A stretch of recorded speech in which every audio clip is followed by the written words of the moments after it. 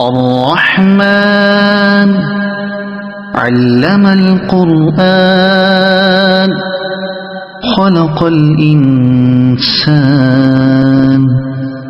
علمه البيان الشمس والقمر بحسبان والنجم والشجر يسجدان والسماء رفعها ووضع الميزان ألا تطغوا في الميزان وأقيموا الوزن بالقسط ولا تخسروا الميزان والأرض وضعها للأنام فيها فاكهة والنخل ذات الأكمام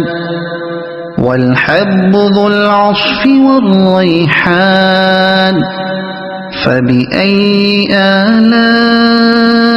آلاء ربكما تكذبان خلق الإنسان من صلصال كالفخار وخلق الجان من مارج من نار فبأي آلاء ربكما تكذبان رب المشرقين ورب المغربين فبأي آلاء ربكما تكذبان مرج البحرين يلتقيان بينهما برزخ لا يبغيان فبأي آلاء ربكما تكذبان يخرج منهما اللؤلؤ والمرجان فبأي آلاء ربكما تكذبان وله الجوار المنشآت في البحر كالأعلام فبأي آلاء ربكما تكذبان كل من عليها فان ويبقى وجه ربك ذو الجلال والإكرام فبأي آلاء ربكما تكذبان يسأله من في السماوات والأرض كل يوم هو في شأن فبأي آلاء ربكما تكذبان سنفرغ لكم أيها الثقلان فبأي آلاء ربكما تكذبان يا معشر الجن والإنس إن استطعتم أن تنفذوا من أقطار السماوات والأرض فانفذوا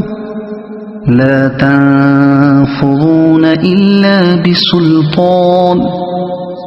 فبأي آلاء ربكما تكذبان يرسل عليكما شواظ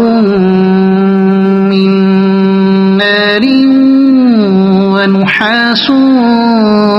فلا تنتصران فبأي آلاء ربكما تكذبان فإذا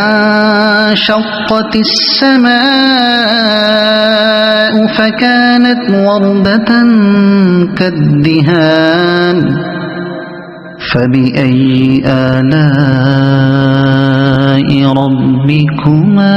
تكذبان فيومئذ لا يسأل عن ذنبه إنس ولا جان فبأي آلاء ربكما تكذبان يعرف المجرمون بسيماهم فيؤخذ بالنواصي والأقدام فبأي آلاء ربكما تكذبان هذه جهنم التي يكذب بها المجرمون يطوفون بينها وبين حميم آن فبأي آلاء ربكما تكذبان ولمن خاف مقام ربه جنتان فبأي آلاء ربكما تكذبان ذواتا أفنان فبأي آلاء ربكما تكذبان فيهما عينان تجريان فبأي آلاء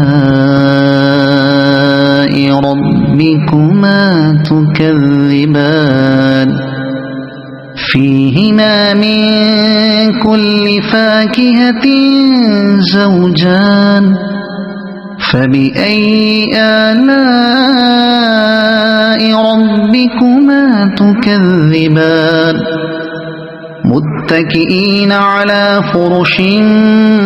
بطائنها من استبرق وجنى الجنتين دان فبأي آلاء ربكما تكذبان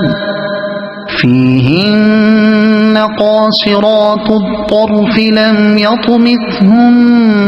إنس قبلهم ولا جان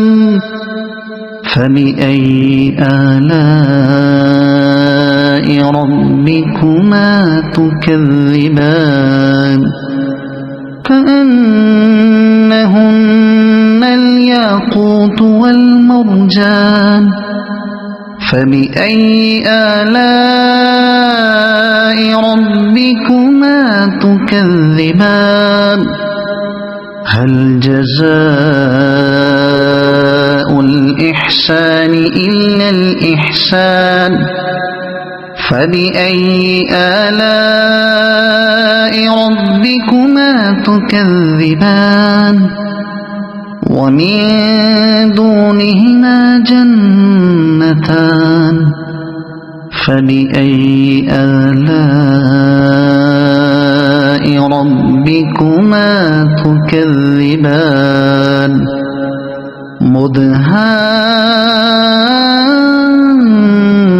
مدهامتان فبأي آلاء ربكما تكذبان فيهما عينان نضاختان فبأي آلاء ربكما تكذبان فيهما فاكهة